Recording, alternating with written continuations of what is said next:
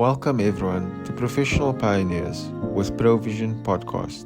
I'm your host, Dr. Mogamat Ishmael, and as you may well know, ProVision Alliance NGO has set its sights on eradicating unemployment, helping the youth discover and forge their dream careers, and propelling them into becoming the future leaders of industry that our country so desperately needs.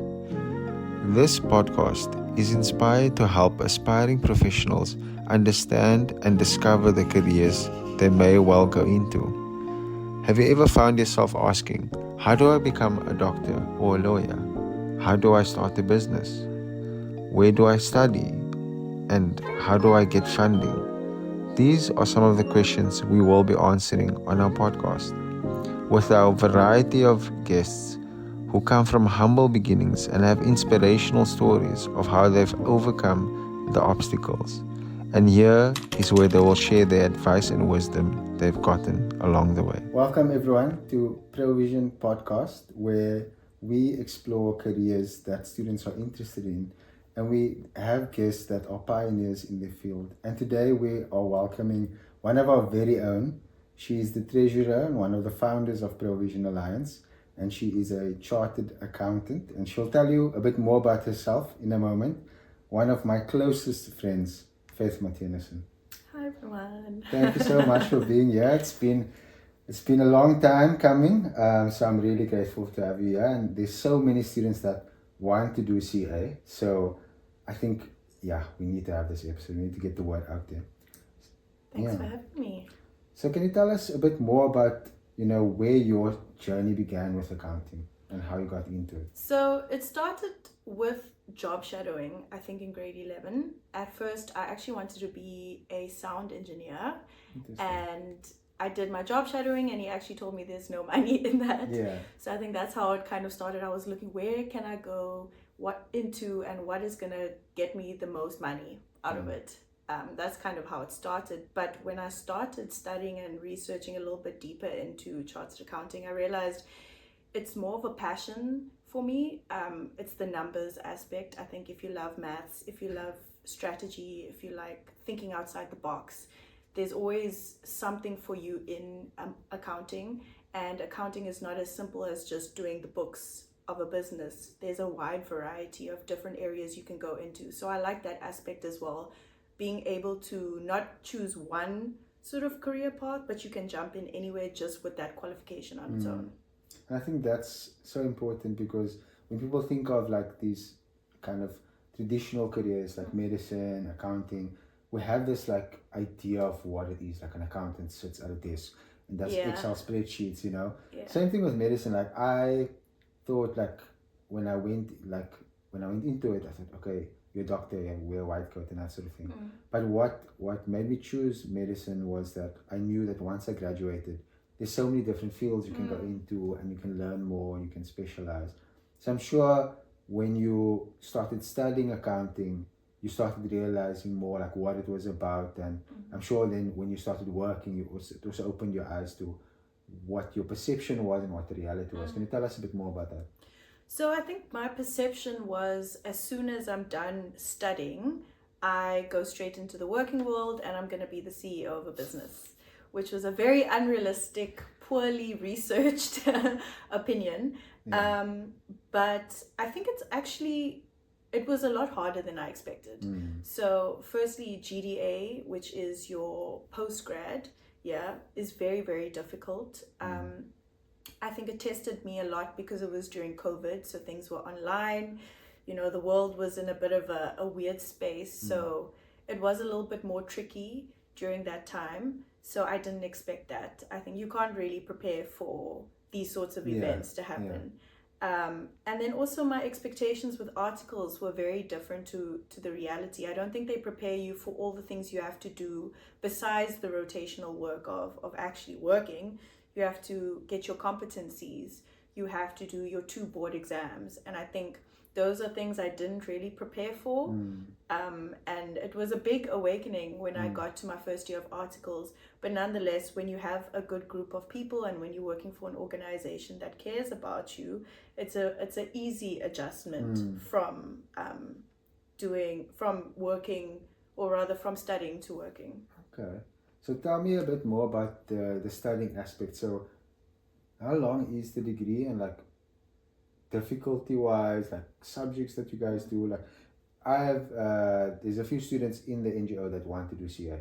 So if they ask me like what is it going to be like, how do I give them a point of reference that makes sense to like a high school student? Okay.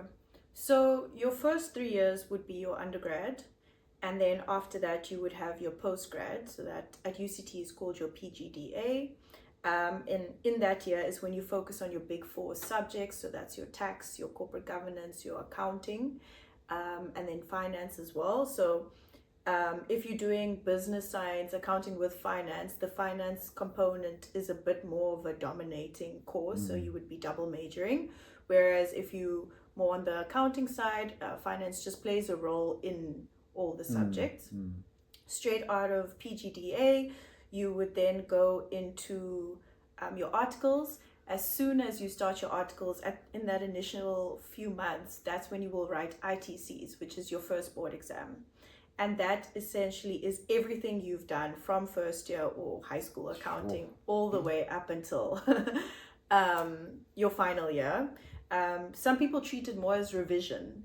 So you would study, unfortunately, after you graduated for that exam. It's about 4 exams that you write. It's over 2 days, so it encompasses everything. And then you would do, in your 3-year articles, in your second year, at the end of the year, you would write your APC, which is your second board exam, and a little bit more a lot more difficult, actually. Let me not lie. It encompasses you pretending to be in a real world scenario, but you don't have access to the internet. So how it works is they give you, which is very unrealistic, So they give you a scenario which you prepare for in your group at the beginning of second year when you split up into your groups. You prepare for what they could potentially ask you, and then on the day they give you a sort of extended scenario that changes the first scenario a little bit, and then they give you your questions. So your APC is all about how can you use the knowledge that you know in this real world example that they're giving you. You don't write it in a team, even though you prepare for it throughout the year in a team. You do write it as an individual. And that's probably the hardest part of your 3 years. And then your competencies. I must say things have changed a little bit. I know with APCs, things have changed in terms of what information they give you on the day versus when it was my time. But I know with competencies, it's also changed a bit. With us, it was more technical. So to give you context on what the competencies are, those were just a list of things you as a CA needs to accomplish in your 3 years. So for example, one of them could have been budgeting. You need to draft a budget in your 3 years, and then you would have someone oversee whether they believe that you got a rating of 4 for it. Now things are a little bit different in the sense that you still need to bring technical skills to the table, but it's more soft skill focused and like personal development. So they will say, do you have integrity? And then show you kind of how you can show us as psycha that you do have integrity. And you can say, I was in this position and the financials required XYZ and I did XYZ. So things have advanced a little bit more to be more people orientated than specific technical skills. But I think all in all, it is difficult. I'm not going to sit here and act like it was easy. But if you put your mind to it, there's nothing that you can't accomplish. I agree. And I think there's something that you highlighted that maybe a lot of people don't know about, is that some people, when they think of accounting, they think it's a 4-year degree and then you're an accountant and then, you as you said, you said you're going to be a CEO. It's very common, and that's why we have the podcast, to educate people. So it's actually in a sense 7 years before you're registered and that you can maybe start your own business as an accountant. So you only get your CA qualification after you've written both boards, finished your 3-year articles, and completed all your competencies. So you can pass both your boards, finish your 3-year articles, but if you haven't completed your competencies, it will be extended until you finish your competencies. And then you must apply, pay your membership fees and so forth, and then they will say, okay, we're happy with everything you've submitted, now you are a CASA. Okay, that's quite comprehensive, eh? Yeah. And it's quite interesting that they took that shift from technical skills to soft skills. And I think that's something we work on a lot with the students, that self-development aspect. And sometimes the students think like, look, I want help with maths so I can get into the course. Like, I don't know why you're teaching me about resilience or integrity. But more and more, I think in society, we're realizing that you will learn the technical skills if you are in the course or if you're in a company. But what sets people apart in terms of like, if there are two people that have the same skills on paper, why would they give one a promotion or why would they hire one? It's more the soft skills, like how do you resolve conflict, how do you communicate, that sort of thing. So it's quite interesting. Why do you think they made that shift? I think because, like you said, technical skills are much easier to learn. I mean, you can give someone who has no accounting knowledge, if you teach them everything they need to know to do this task, they will be able to do that task, you know. But can you teach them how to handle that task with someone who's being difficult? Can you teach them how to handle that task during a time where you're going through something emotionally or psychologically that, you know, is tough? Are they able to do it during a time where there's a lot of pressure from your boss? You have things going on at home, you know. So I think the soft skills that you can't actually just learn and you have to learn from experience is more important than the technical skills. Because like I said, you can just teach that, right? But how do you teach someone to handle someone who is frustrating them? You can't just lash out. You need to know how to handle people. So yeah, I think it's just preparing you for the real world a lot more. And can you give us an example, nothing specific, but where maybe you would have to apply that sort of soft skill in your kind of daily life as an accountant? So yeah, I think for me, it's been difficult trying to have a work-life balance. That's something I always wanted to achieve, making sure I have a good social life, I'm maintaining my health and going to gym, and I'm doing really well at work. And there's only 24 hours in a day. And realistically, when you come home, you really don't want to go to gym. You really don't want to, you know. That is an eternal battle, mental battle. Literally. So I think we face those kind of things every day after a 9 to 5. How do I balance the other part of life to make sure also that your mental is good? So I think a simple example is I'm currently on the board, the young board of our group. And there's a lot of commitments that we have there, but I also have a lot of pressure from my actual job. And then now I'm also doing CFA, and I also want to be able to have a certain body by December. So it's like prioritizing things, organizing things in a way that will make sure I give 100% to everything. So I think those are the types of soft skills come into play. Also making sure that you do everything 100%, you know, because it's easy to do everything and give it 10%. So I think that's a perfect example of how my soft skills have helped me make sure that my technical skills in certain areas have been 100%. That's so true, because I mean, time management is something you mentioned. Emotional regulation or stress management, because there's no use you are like amazing at budgeting, but then when you have to reach a deadline and your boss is on your neck and your family, there's something happening in the family and you can't perform, you know what I mean? So I think it's so important. So can you run us through like a basic day of an accountant? So it's a little bit different for everyone. Personally, I didn't take the like accounting auditing route. Just to give you a little bit more context, sorry, I should have touched on this at the beginning. There's tip and top. So you can either go the auditing route, where you will join your big four, that's your PwCs, your Ernst & Youngs and so forth, or you can go a different route, which I went, which is financial services.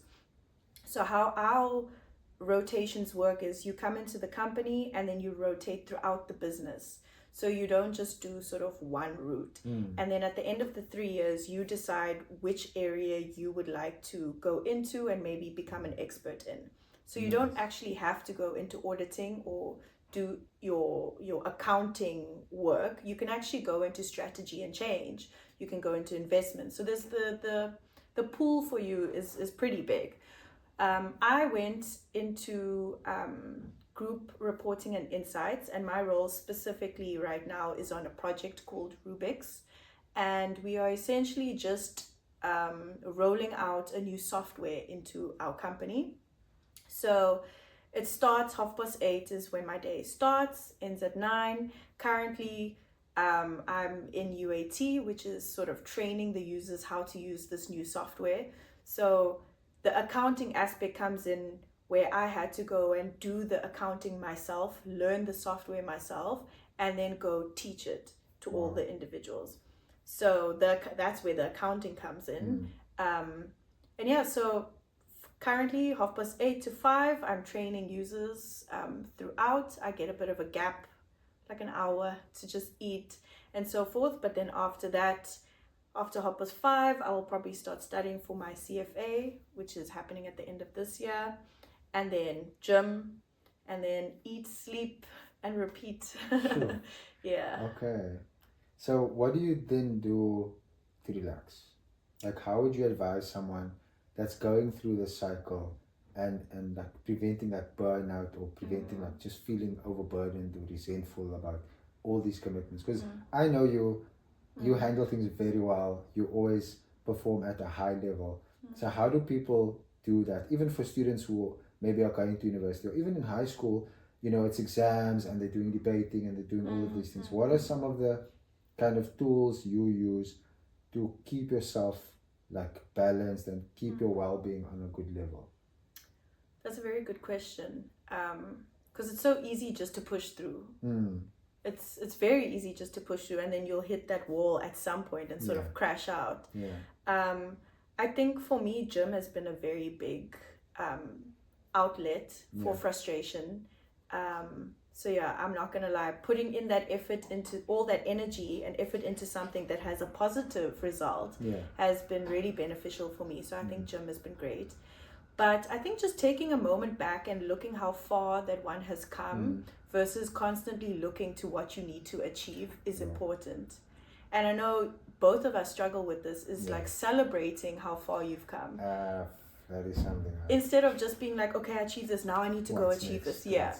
Just taking a step back. And I think mental health is very important. And I know a lot of companies are starting to implement psychological safety into their daily routines.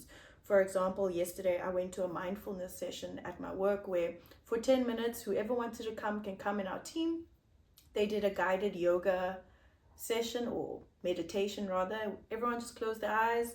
We did the guided meditation, and then we said, okay, thank you, bye. And that was like our 15 minutes or 10 minutes just to reset, calm down, and then go back into the working world. Just because you can't think when your brain is clouded. So it's nice to be able to just take a step back and then continue with everything. And I think that's that idea of being under stress and not having that moment to like disconnect is so important. Because even if you have a lunch break, like people sit in the lunch break and either they, in the back of their mind, they're thinking about work, or they'll go on their phone and like doom scroll and then get back into it, but your brain's not actually resting.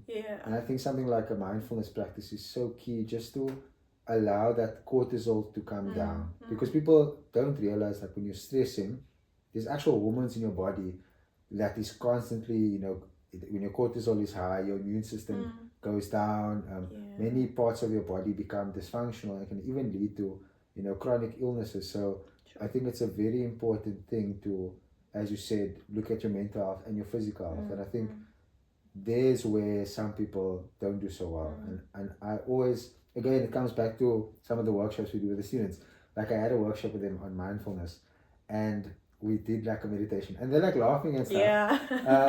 And they felt better at the end, but like coming into it, they're a bit skeptical, like, why are we learning this? Like, how is this? You know what I mean? So sometimes it's important, and I think it's really great that the kind of corporate world is acknowledging that, and not just, you know, driving profits, driving outcomes, and actually looking at people as people, and to say, you know, you are part of our company and we want you to excel. And in order to do that, we need to make sure that your well-being is taken care of, which 100%. is really important. Okay. So in terms of, so we spoke about like your work day and, you know, avoiding burnout. I want to maybe come to some more technical things for some of our other viewers. What are some common like financial mistakes you see young people making, and how can they avoid them? Financial mistakes in their personal. Yeah, like maybe we can take it in stages. I think high school there's not really Yeah. much there, but like let's say in uni or like as you like, especially when people just graduate, Yeah. that's usually where the trouble is. Yeah. Where they just start working and they get that first big paycheck, you know. Yeah. I am. Yeah. I've felt this. That first paycheck is great, and also as soon as you graduate from university, the amount of banks that reach out to you about taking out a loan or about a credit card is overwhelming, and you get excited. I mean, here's a bank offering you a lot of money that you didn't have a few months ago. So I think the important thing that I learned, and I tell people who ask me about this, is don't be scared of credit, but know how to manage credit. Credit can work for you if you manage it correctly, right? Because you start at zero where you have no credit, no debts, nothing. When you take out your debt and you manage it well, your credit score goes up. But when you take out debt and you don't manage it well, it goes down. And that's where most people fall into. They get their credit and then they just go crazy. They don't pay it back. They don't look at interest rates, all of that. They just go insane with their money. And that's why so many people have problem with debt.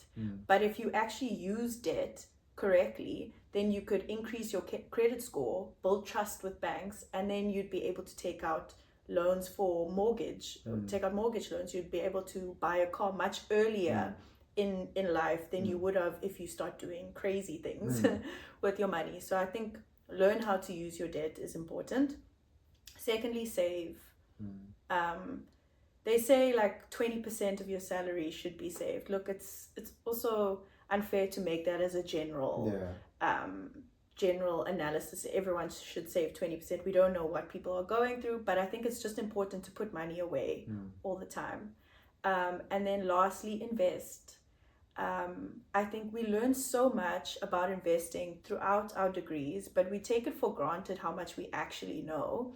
And what ends up happening is you end up just giving the money to someone else to do a job you can go and do yourself. You know, you don't need that middleman. So constantly be reading, watching the markets. If you have the tools that are taught to you in university and high school, utilize those tools in your own personal capacity as well. You don't have to just do it in an investing degree, you know, I mean, investing role at work. Use it in your own capacity. So yeah, I think those are the key financial tools. That's quite interesting. I think that principle where we take for granted the knowledge we have is very common. Like for example, as a doctor, sometimes like I can feel something's happening and I know the management. I'm like, just leave it. And it will also like I literally visited someone and they're like, my husband's an electrician, but this light doesn't work. And I'm like, so that's just a very interesting side note. But I do think there's a big gap in financial literacy. That's something I saw with many of the students on the program. And so one of the courses we wanted to do for this kind of monthly theme is to teach them financial well-being, right? So that kind of ties into making debts. Because you don't have financial literacy, you don't understand like how the interest rate works and how much you have to pay, and that you actually have to plan for that before you take out the loan. How are you going to pay that loan back? Because in the beginning, like as you said, like you start at zero, so you don't have a credit score yet. So banks will give you like, they'll see how you do, and based on that your credit score goes down or goes up. And I think what many wealthy people do is they use their assets or their credit scores, and they use that to accumulate more wealth, right? So let's say for example, my credit score is really good because I've been paying all of these things or for many years, and that the bank's kind of like, no, okay, this guy can pay these things. Now maybe I take a mortgage out and then I rent out part of the building, right? And then once that's going, I can use that asset as like a surety for another asset, for example. And I think that's a big difference between how wealthier people use their money as opposed to like normal people or people who don't fall into that top strata.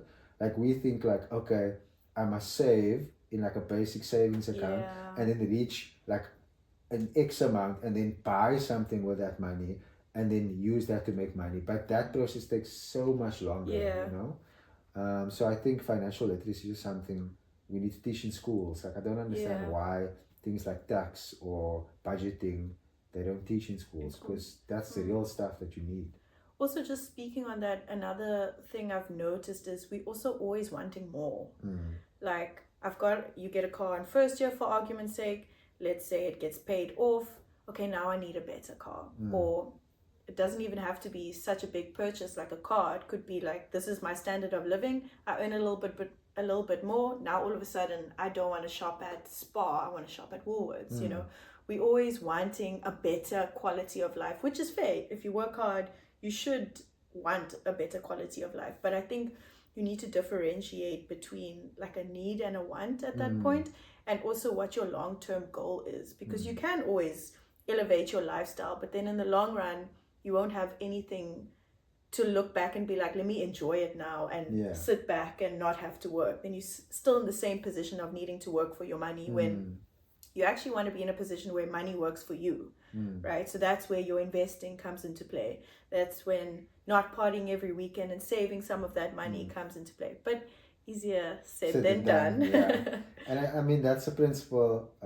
People say it's on my bingo card, the hedonistic principle, right? That you have this baseline satisfaction with all things, your phone, your car, whatever it is, and that will tend to stay the same. And if you buy something new, let's say with your phone, let's say you don't have a phone and you buy a phone, like your satisfaction goes from 0 to 10. And at some point it like tapers down to like 7, right? Now if you get the latest version of that phone, it might go up to like 9, but it will end up with 7, right? So the thing is like people don't understand that baseline satisfaction will always be the same. And if you chase that little bit of dopamine for that short period, like, and I think more of it is also like social. Like people want to show other people like, look, I'm leveling up, that sort of thing. But I think the smarter people in life, I mean, that's why the common saying is like, you find billionaires and millionaires, they wear normal clothes and that sort of thing. Because they have their kind of priorities straight. And I think, as you said, needs and wants, I think people need to really identify, especially early on, you know, what are needs and what are wants. Like, you know, if I need a pair of shoes, like, it's not a good idea for me to buy a new phone, for example. Yes, you need a phone, but if you already have a phone and you need the shoes, rather get the shoes, you know what I mean? I think this is something comes up a lot I don't want to like shade my own community, but in the colored community, you see this a lot. Like, I'll go to Promenade Mall and I'll be walking in the mall and like someone's like, you know, no disrespect, someone's like a cleaner, but they're wearing like 3,000 Rand Jordans. And I'm like, I would never spend that much money on a pair of shoes. And I understand like people want things and they work really hard. But I mean, there's certain things that can improve your quality of life in the long term. And I think that goal setting and that seeing that is where people struggle. No, 100%. I agree. So what advice would you give someone thinking about pursuing accounting or finance, that sort of thing? I would say job shadow, since they in that stage currently, right? Grade 11, 12. If you can job shadow someone, that would be a very good start. I had a student job shadowing me, and he was pretty smart in it that he also job shadowed an auditor. So same degree, but two completely different areas. And he was able to also distinguish where he wants to end up one day, which I think was really cool as well. So obviously when you're in grade 11, you do have big plans and things might change over time, but it's also nice to know where you want to end up. So I think that's very important. Job shadowing is really good. Also looking deeper into just the subjects that you're going to be doing. It is a difficult course. I've had friends who haven't been able to finish it because it's very demanding. So also seeing accounting is not just accounting. There's the tax aspect, there's economics, there's your business law, you know. So just looking at what you can bring to the table, seeing, are you up for this challenge, you know, so you're mentally prepared for what you need to put into this, because it's a long game. 7 years is long. You need to know that you committed to this. You don't want to end up in your third year and be like, I actually don't enjoy this. So prepare adequately for that. And I think just go into it with an open mind. For me, what worked the best with accounting was speaking to people. That's just always been helpful for me. Like finding out where else can what areas can I go into after this, having discussions with CAs who have been in the game for years, seeing what they did to put them a step above everyone else. Constantly learning about what's currently going on in the economy is very important. I had someone asking me a question once in an interview about something that was happening currently, and luckily at that time I was still doing debating, so I knew what was happening, and that put me a step above a lot of other people who weren't aware of the current social economic space that we're in. But yeah, I think it's just important to always be learning and always reading. I think we lose that a lot. I think that's amazing advice. Like just networking, getting out there, learning to communicate, and also just lifelong learning. I think people have this impression that you go to school, you learn these facts, and then you regurgitate the facts, and then they give you like a stamp of approval, like you have a certificate, and then you get paid for that. But no, you get paid for your skills. And although two people can go through the same degree, you can get vastly different individuals come out of there. Like for example, one person might be an accountant for a small business, and one person might end up being a CEO. And it's not just the technical skills that gets you there. So thank you so much for that advice. On that note, we are gonna wrap up. I think one question I want to start asking all of our guests is, what is your definition of resilience? I have the saying, I can't say the first part because it's inappropriate, but the ending of it is, you can't kill me. And essentially it just means that there's nothing you can put in my path that I can't overcome with the right support as well. I think that's also very important. When you have a team behind you that is just pushing you constantly, it's I think not very easy, but it's easier to overcome something. So just have that mindset of, I can do this. If I put my all into it, I can do this. And I think that's what resilience is for me, not being scared, firstly, of failing. I'm not scared to fail. I know that if I fail, I'm going to get back up and I'm going to do it again until I get it right. So I think, don't be scared of failing, because you're going to fail, unfortunately. It's part of that. Yeah, and that, honestly speaking, when you fail, that's when you learn the most. If I can make an example, when I was in third year, I had a bit of a not an issue with my exams, but I was held at gunpoint. So unfortunately, mentally, I wasn't in the right space, and all my exams got deferred to one slot, and it was just a bit of a mess. I unfortunately didn't get the 60% I was supposed to for accounting, so I had to repeat a whole year because of one subject. And it really, it broke me as a person, because I lost my bursary.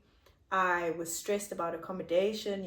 Financially, my parents are not in the space to be able to just pick up a year's worth of university. And I thought I hit rock bottom. But the beautiful thing about rock bottom is there's only one way, and that's up from there. And I think that was such a pinnacle moment for me, because after that, I just told myself, now I'm just going to work harder. Now I'm just going to prove to everyone that, it was a mistake to let me go from the bursary. Like, I can do anything, and I'm going to do it amazing now. And after I had passed that with over 75%, my bursary picked me back up. And yeah, it was as if, nothing had changed. I felt like I had overcome something. So yeah, you will fail. It's what you learn from those moments that are important. And just don't put any ceilings to your goals. You can achieve anything you want to achieve as long as you put in the work.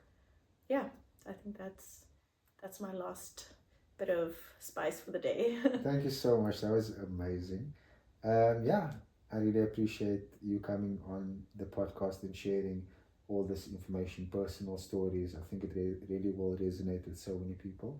And you did send me some resources, so I will link the resources down below on how to do a budget, basic financial skills, and you can also check out our e-learning platform where we'll do some financial well-being and other courses.